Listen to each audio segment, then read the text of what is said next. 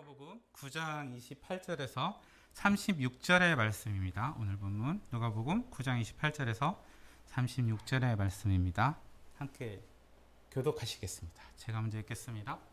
이 말씀을 하신 후 8일째인데요. 예수께서 베드로와 요한과 야고보를 데리고 기도하시려 산에 올라가사 기도하실 때 용모가 변화되고 그곳이 기어져 생각하더라. 문득 두 사람이 예수와 함께 말하니 이는 모세와 엘리야라.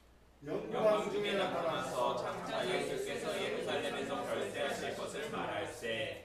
베드로와 및 함께 있는 자들이 깊이 졸다가 온전히 깨어나 예수의 영광과 및 함께 선 두 사람을 보더니 두 사람이 떠날 때 베드로가 예수께 여짜오되 주여 우리가 여기 있는 것이 좋사오니 우리가 조각 셋을 짓되 하나는 주를 위하여 하나는 모세를 위하여 하나는 엘리야를 위하여 하사오다 하되 자기가 하는 말을 자기도 알지 못하더라. 이 말할 즈음에 구름이 와서 그들을 덮는지라. 구름 속으로 들어갈 때 그들이 무서워하더니 구름 속에서 소리가 나서 이르되 이는 나의 아들 곧 택함을 받은 자니 너희는 그의 말을 들으라 하고. 함께 읽겠습니다. 소리가 그치매 오직 예수만 보이더라. 제자들이 잠잠하여 그 본 것을 무엇이든지 그때에는 아무에게도 이르지 아니하니라. 아멘. 우리가 신앙생활을 하면서 간혹 어떤 사건을 통해서 이 하나님의 영광을 경험한다든지 혹은 기도하는 중에 하나님의 음성을 듣는다든지 혹은 또 천사의 환상을 보는 경우가 종종 있습니다. 이런 경험을 한 분들은 꼭 그 상태에서 떠나고 싶지 않다는 얘기를 공통적으로 이야기하곤 합니다. 여러분은 이처럼 어떤 상태가 너무 좋아서 그것을 벗어나고 싶지 않을 때가 혹시 있으신지요? 제가 처음 시작할 때 이제 추워져서 이불 속에서 나오기 힘들다고 그런 날씨가 되었다고 했지 않습니까? 그것처럼 아침에 따뜻한 이불 속이 바로 떠나기 싫은 그런 자리일 것입니다. 또 어떤 것들이 있을까요? 여러분들 각자가 아마 그런 자리가 있을 거라고 생각이 됩니다. 저는 대부분의 크리스찬들이 자신의 교회에 대해서 혹시 그렇게 생각하지 않는가라고 생각해 보았습니다. 교회가 너무 좋아서 세상에 나가길 싫어하고 또 우리 교회가 너무 좋아서 다른 교회에 가기가 싫습니다. 물론 그 반대도 있겠지만요. 하루 종일 교회에서 기도하고 말씀만 읽고 싶다는 분들도 있습니다. 사실 저도 그랬습니다. 그것 때문에 제가 목회의 길을 가게 된 것은 아니지만 목회자가 되면 사실 그럴 수 있을 거라고 저는 생각을 했습니다. 그러나 현실은 사실 그렇지 못하더라고요.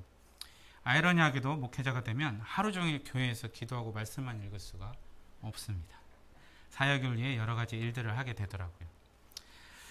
성도님들은 혹시 동의하실지 모르지만 마치 마르다의 일처럼 정말 많기만 하죠. 지금 여러분이 머물고 싶은 그곳은 어디입니까? 오늘 본문에도 지금 있는 곳이 너무 좋아서 거기에 머물겠다고 하는 사람이 있습니다. 예수님의 제자 베드로입니다. 베드로는 야고보와 요한과 함께 예수님을 따라 산에 올랐습니다. 그러나 그들은 예수께서 기도하시는 동안에 피곤했던지 깊은 잠이 들고 말았습니다. 그들은 깊이 잠들어 있다가 모세와 엘리야가 나타나자 깨어나서 예수님의 영광과 또 그와 함께 있는 두 사람도 봅니다. 본문에는 온전히 깨어나 라고 하는데 잠에서 완전히 깨어났다는 것입니다. 환상이 아니라는 것이죠. 바로 이 다음 넘겨주시겠어요? 그림 한번. 이 지금 1985년에 이 루카 지오다노라는 화가가 그린 그림인데 이 영광을 그린 것입니다.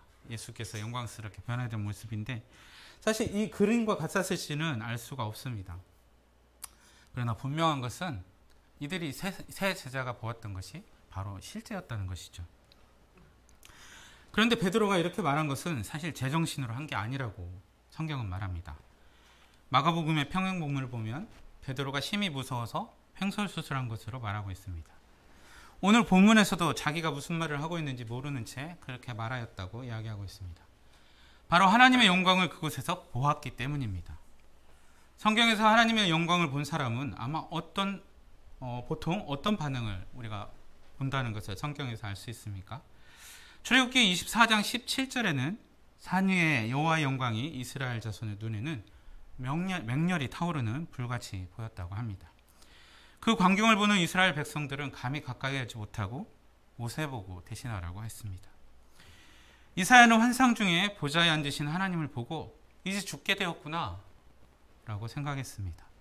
또 에스겔은 땅에 엎드려 마치 죽은 자와 같이 되었다고 말하고 있습니다. 예수님의 변화의 모습은 아마도 천상의 모습이었을 것입니다. 베드로는 그 영광을 견디지 못하고 두려움에 떨었던 것이죠. 그런데 게다가 그 말을 하고 있을 때 구름이 와서 그들을 덮어버렸습니다. 그들이 구름 속으로 들어가자 더 큰 두려움에 휩싸이게 되었습니다. 성막을 짓고 봉헌식을 할 때 이 모세도 그 성막 안에 가득 찬 영광 속에 차마 들어가지 못하고 밖에 있었으며, 솔로몬의 성전 봉헌식 때도 제사장들이 감히 그 영광을 감당하지 못했습니다. 그러니 베드로가 두려움에 횡설수설할 수밖에 없었을 것입니다. 그런데 그때 그 구름 속에서 소리가 들려왔습니다. 이는 내가 택한 내 아들이니 너희는 그의 말을 들으라 라고 말이죠. 이 변화산 이야기가 본문에서 차지하는 위치를 보면 이 순환에 관한 1차 예고 직후에 위치하고 있음을 보게 됩니다. 그것은 마태와 마가도 동일하게 이야기하고 있는데요. 또한 예수께서 세례 받으시는 누가복음 3장의 내용과 병행을 이룹니다. 바로 하나님의 아들이라는 그 확증의 의미에서죠. 누가복음 3장 21절에서 22절의 세례 장면에서 나오는 이 성령이 비둘기 같은 형체로 내리면서 하늘로부터 소리가 났죠. 너는 내 사랑하는 아들이라 내가 너를 기뻐하노라 하시는 말씀이었습니다. 그리고 오늘 본문에서도 다가오는 순환을 말씀하신 후에 예루살렘으로 향하시기 전에 다시 한번 예수님은 하늘의 확증을 받으십니다. 예수님으로부터 자기는 고난을 받고 죽고 살아나야 한다는 메시아의 얘기를 들은 이 세 명의 제자는 이제 하나님께 이를 확증하는 하나님의 음성을 들은 것입니다. 이분이 참으로 하나님의 아들이시라는 것을 들은 이 제자들은 그럼 이제 어떻게 해야 할까요? 하나님의 말씀대로 그분의 말을 들어야 하는 것이죠. 순종해야 하는 것입니다. 제자들에게 이 체험은 예수께서 하나님의 아들이시며 예수님이 바로 그들이 순종하여 따라야 할 분이심을 알게 하는 것이었습니다.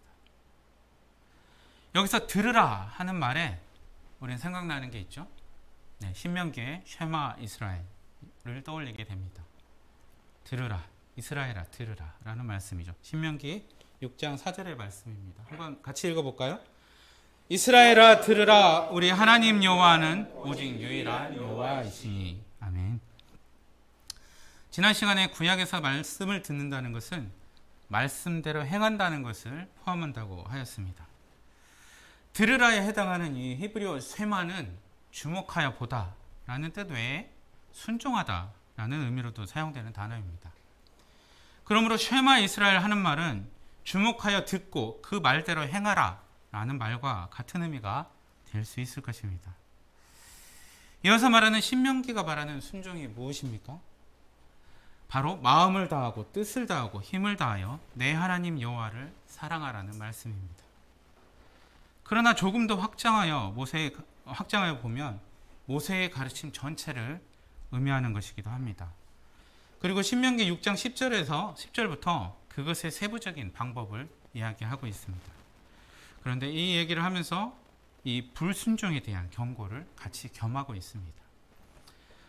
6장 5절은 이 모든 명령을 지키면 그것이 곧 그들의 의로움이 될 것이라고 이야기하고 있습니다.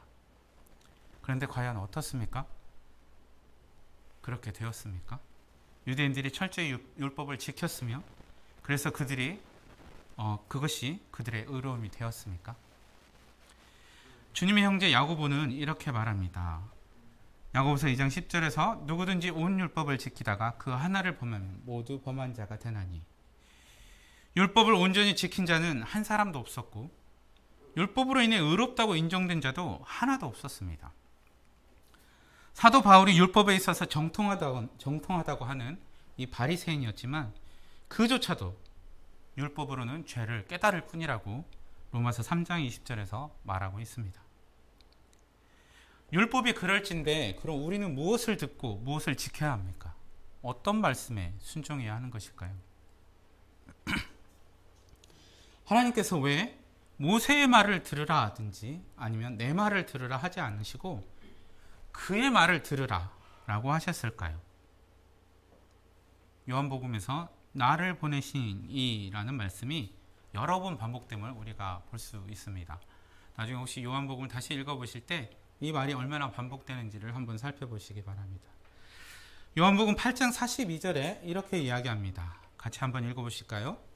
예수께서 이르시되 하나님이 너희를 지었으면 너희가 나를 사랑하였으니 이는 내가 하나님께로부터 나와서 왔습니다. 나는 스스로 온 것이 아니요 아버지께서 나를 보내신 것이니라. 아멘. 예수께서 스스로 오신 것이 아니라 아버지께서 보내셨다고 하십니다. 예수님은 하나님의 아들이시자 또한 하나님께로부터 보내심을 받은 자입니다. 예수님은 예수님 당시에 이 보냄을 받은 자는 보낸 이의 권위를 그대로 가진다고 지난 시간에 우리가 배웠습니다. 예수님은 하나님의 권위를 가지고 말씀하시고 행하신 것입니다. 그래서 요한복음 7장 16절에서 예수님은 이렇게 말씀하십니다. 빨간색만 한번 읽어볼까요? 다음 넘겨주시겠습니다. 내 교훈은 내 것이 아니요 나를 보내신 이의 것이니라. 예수님의 가르침은 누구의 것이라고 하십니까? 예수님을 보내신 이 곧 하나님의 것이라고 말씀하십니다. 그러니 예수님의 말씀을 듣는다는 것은 곧 하나님의 말씀을 듣는 것과 같습니다. 요한복음 10장 30절에서 말씀하신 바와 같이 예수님과 하나님은 하나이기 때문입니다. 그런데 예수님이 또 이런 말씀도 하셨습니다. 누가복음 5장 38절에 새 포도주는 새 부대에 넣어야 할 것이니라 라고 말씀을 하셨습니다. 예수께서 하나님의 말씀을 전하셨건만 구약과 똑같은 말씀으로 전하지 않으셨다는 것을 우리는 주목해야 합니다. 그러나 그것은 전혀 다른 말씀이 아니라는 것도 우리는 기억해야 합니다. 주님이 주신 새 계명, 너희는 서로 사랑하라 는 말씀은 아버지 하나님과 아들이신 예수님의 사랑을 본으로 하는 사랑입니다. 그것은 서로 양해각서를 바탕으로 한 이해의 차원이 아니라 온전히 하나가 되는 것입니다. 내 몸과 같이 이웃을 사랑하는 말씀도 그 안에 포함된 것이죠. 믿는 자들끼리만의 사랑이 아니라는 것입니다. 아버지와 아들의 사랑은 모든 죄인을 품으시는 사랑이시기 때문입니다. 새 포도주는 새 부대에 넣어야 한다는 것은 이 새 포도주가 새 것이기 때문에 새로운 부대에 넣어야 한다고 말씀하신 것이죠. 이미 묵은 포도주는 어디에 담겨 있습니까? 낡은 부대에 담겨 있습니다.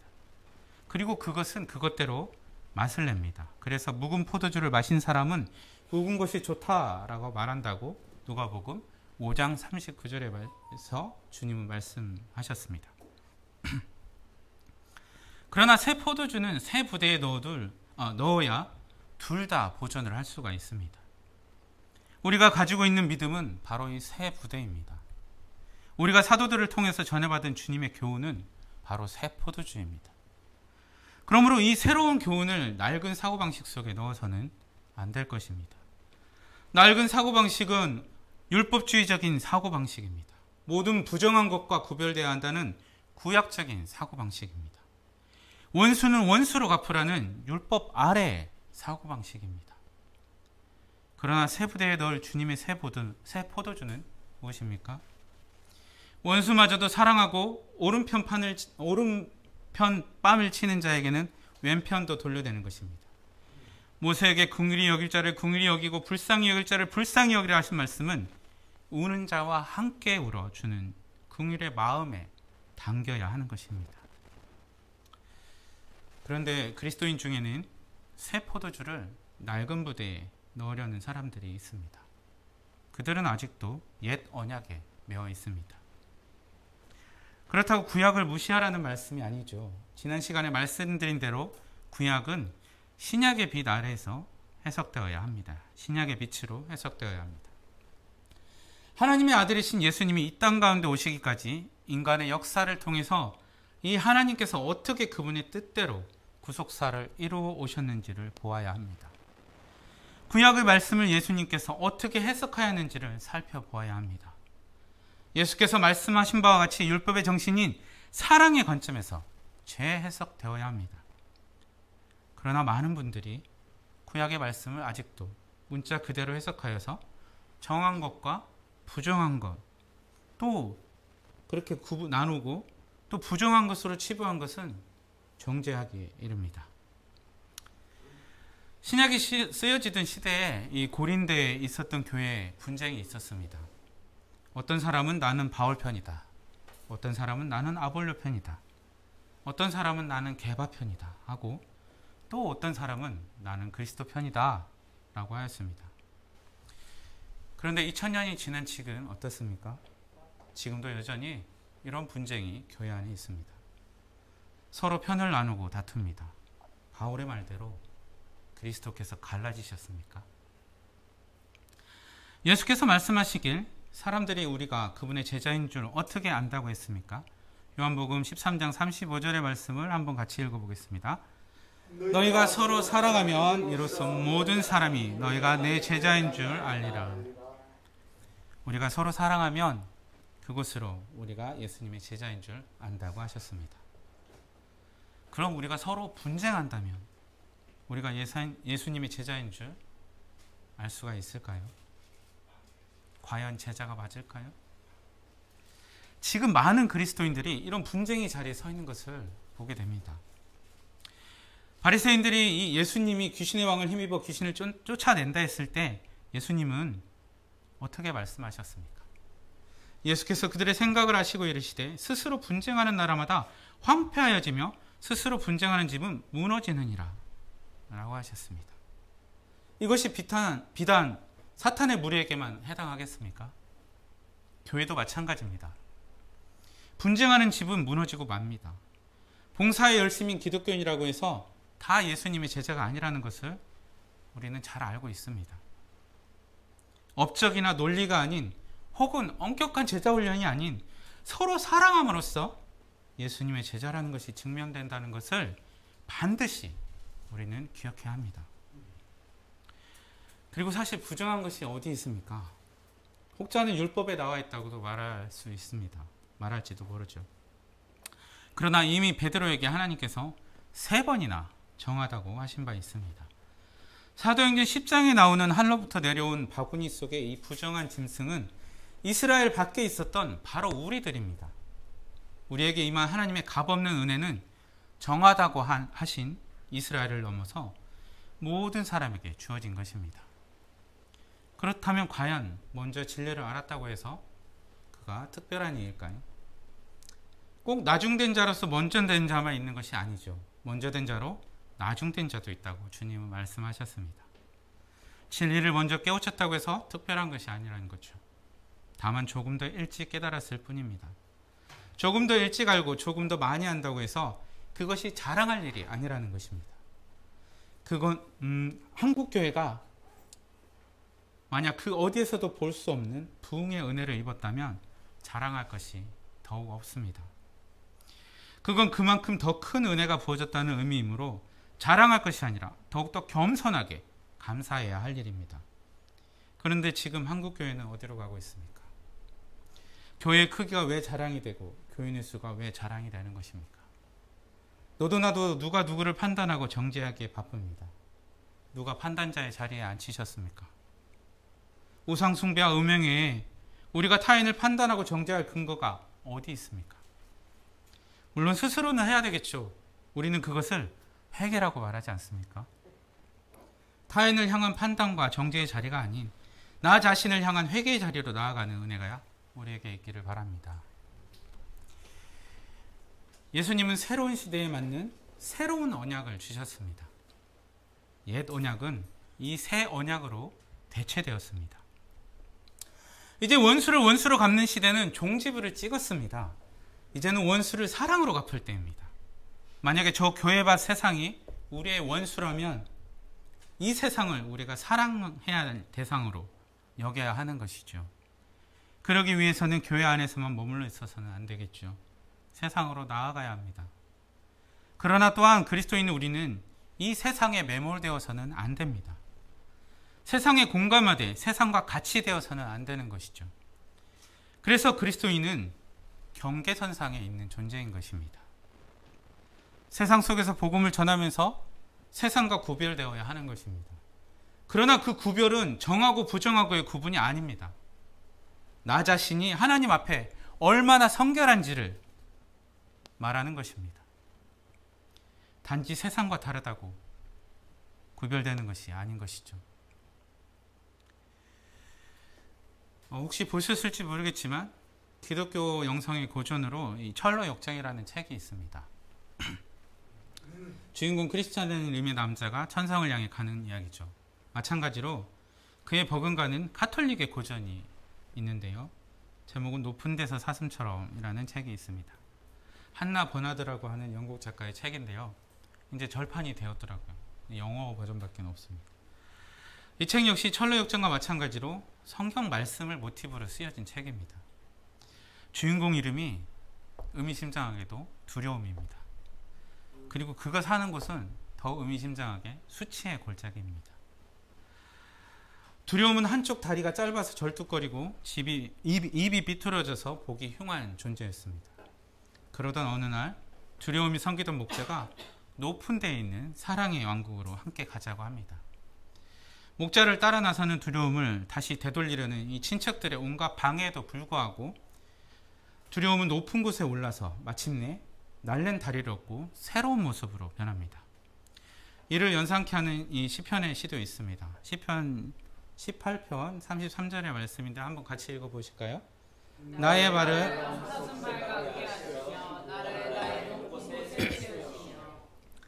주님이 그분의 영광을 위해서 우리를 이와 같이 영광스럽게 하실 줄 믿습니다. 자, 여기까지는 어떻게 보면 철로역정의 이야기와 일맥상통한 면이 있습니다. 그런데 철로역정과 결정적 차이를 보이며 저를 놀라게 한 엔딩 부분이 있습니다. 이 새롭게 변화된 이 두려움은 목자로부터 이제 두려움이 아닌 은총과 영광이라는 새로운 이름을 부여받게 이릅니다. 우리도 주님의 자녀로 새로운 정체성을 부여받았죠. 그러나 그는 놀랍게도 높은 데에 그대로 머물러 있지 않습니다. 자기가 살던 수치의 골짜기로 다시 내려가겠다고 합니다. 자신을 핍박하는 친척들과 이웃이 있는 그곳으로 말이죠. 은총과 영광은 목자의 가르침을 통해 남에게 군림하기 위해 높은 곳을 향해 가는 것이 아니라 자기를 내어주기 위해 높은 곳으로 가는 것임을 깨달았던 것입니다. 사랑으로 충만한 그 높은 데에서만 자기를 온전히 내주며 자신을 아래로 내던질 수 있는 힘을 받을 수 있기 때문입니다.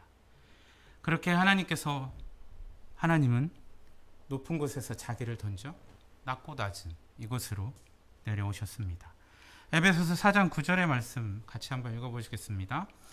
올라가셨다 하였은즉 땅 아래 낮은 곳으로 내리셨던 것이 아니면 무엇이냐.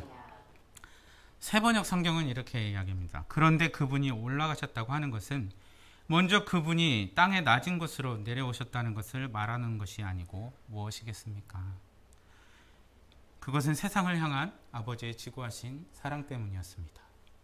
그분처럼 우리도 그 사랑의 높은 경지를 경험한 사람은 기꺼이 자기 자신을 낮은 곳으로 내어던질 수가 있는 것입니다.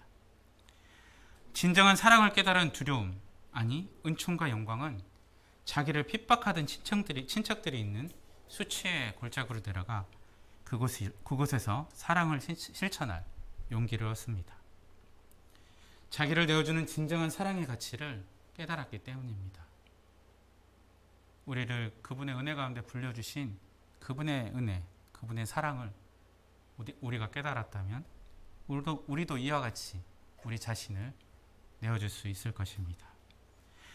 예수님도 요한복음 15장 13절에서 이렇게 얘기합니다. 사람이 친구를 위하여 자기 목숨을 버리면 이보다 더 큰 사랑이 없다 라고 말씀하셨습니다.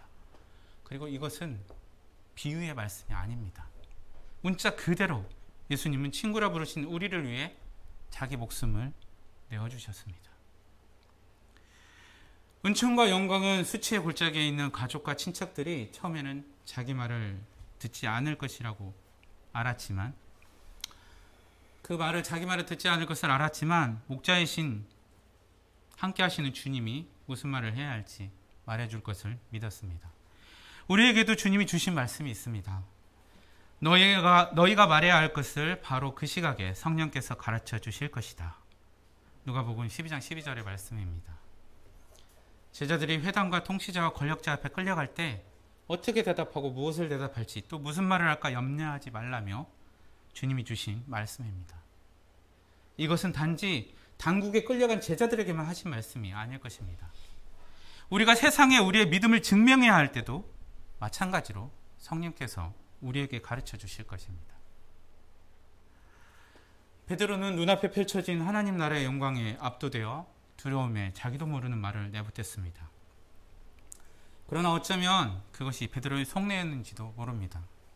하나님의 영광에 언제나 머물러 있길 바라는 마음 말이죠. 우리에게도 같은 마음이 있습니다. 믿는 사람끼리는 설사 힘들어도 믿음으로 서로 용납하며 지낼 수 있으니까 믿는 사람만 모여서 즐겁게 지내면 좋지 않겠습니까? 어떤 공동체는 그런 목적 때문에 또 공동체를 이루기도 합니다. 그런데 주님은 베드로가 머물고 싶었던 그 변화산에 머물지 않으셨습니다. 그분을 보내신 아버지의 뜻에 따라 다시 산 아래로 내려가십니다. 다시 경계를 넘어가신 것입니다. 그런데 세상 속에 두 다리를 딛고 서 있지만 우리의 정체성은 바로 하늘에 있습니다. 하늘의 시민이라는 우리의 정체성이 있습니다. 그렇다면 이 경건과 세속의 경계 위에 있는 우리가 그리스도인으로서 정체성을 어떻게 지킬 수 있을까요? 세상과 담을 쌓아야 할까요? 그런데 그곳에 우리가 전해야 할 하나님께서 구원하시고자 하는 죄인들이 있는데 담을 쌓고 어떻게 전할 수가 있습니까? 그럼 어떻게 우리의 정체성을 온전히 보존할 수 있을까요? 우리가 밖에 나갔다 들어오면 손발을 씻지 않습니까? 그처럼 세상의 죄에 더럽혀지고 세상에서 입은 상처들을 예수님의 보혈로 씻어냄으로써 그렇게 할 수가 있습니다. 바로 제 뒤에 있는 이 십자가 아래에 나아갈 때 그렇게 할 수 있다는 것입니다. 그러나 세상의 즐거움이 빠진 사람들은 그 자리를 원하지 않습니다. 뿐만 아니라 세상과 비교하여 스스로 거룩하다 여기며 신앙의 매너리즘에 빠진 이들도 마찬가지로 이 십자가의 자리는 환영될 자리가 아닙니다. 환영받지 못하는 자리입니다. 십자가를 바라보려면 세상을 등져야 하기 때문입니다. 때로는 세상을 빠져나와 주님 앞으로 나아가야 할 때가 있습니다. 그러나 그것은 그 자리에 머물기 위함이 아닙니다. 우리가 그분의 영광을 보고 그 은혜에 대한 감격을 되찾았을 때 다시 세상을 향해 돌아서기 위함입니다. 세상을 향해 돌아섰다고 해서 십자가를 버리고 등지는 것이 아닙니다. 이제는 그 십자가를 등에 지고 가는 것입니다. 비록 등에는 십자가를 지고 있지만 우리 입술에서는 불평과 불만이 아닌 감사와 찬양이 나오게 되는 것입니다. 우리 안에는 성령이 충만함이 있으며 바울이 로마서 8장 18절에서 말한 그 비교할 수 없는 영광을 우리는 알고 있기 때문입니다. 오늘 본문에서 베드로와 요한과 야고보가 보았던 그 영광을 우리가 알기 때문입니다. 세상에는 수많은 소리들이 있습니다. 점점 더 많은 것들을 요구하고 요청합니다. 그 요청을 들어주지 않으면 적으로 간주되기도 합니다. 지금 여러분이 듣는 소리는 어떤 소리입니까? 그리고 여러분은 지금 어떤 소리를 듣기 원하십니까? 여러분 주변의 이웃이나 형제가 내뱉는 고통과 고난 가운데서 나는 그 내는 울음소리가 아니라면 주의해서 들으십시오. 주께서 하신 말씀에 귀를 기울이십시오. 예수님의 제자가 되기 위해서는 무엇을 져야 하고 무엇을 던져야 하는지 들으십시오. 예배는 하나님의 임재 안에 들어가는 것입니다. 그분께 영광을 올리드릴 뿐 아니라 그분의 영광을 맛보는 자리입니다. 이제 그 영광 가운데서 이 예배를 마치고 그럼 우리는 무엇을 해야 할까요? 이곳에 초막을 지을까요? 아니면 저 수치의 골짜기 세상으로 다시 내려갈까요? 주님은 미리 경고하셨습니다. 주님의 이름을 전파해야 할 그곳에는 칭찬이 아닌 박해가 있다고 말입니다. 누가복음 6장 26절에서는 오히려 모든 사람이 칭찬하면 화가 있다고 말씀하셨습니다. 초막을 짓고 영광의 자리에 머물러 있을지, 이 박해를 각오하고 신앙을 실천해야 할지, 선택은 우리들의 몫입니다. 바로 여러분의 몫입니다. 그러나 먼저 하나님이 택하신 그분의 아들 예수 그리스도의 말씀을 들으십시오. 바로 이 성경 가운데 쓰여진 예수님의 말씀을 말이죠. 최소한 우리가 우리를 향한 그분의 사랑과 은혜를 경험하였으며 우리를 통해 역사하시는 우리의 주님의 영광을 바란다면 말입니다.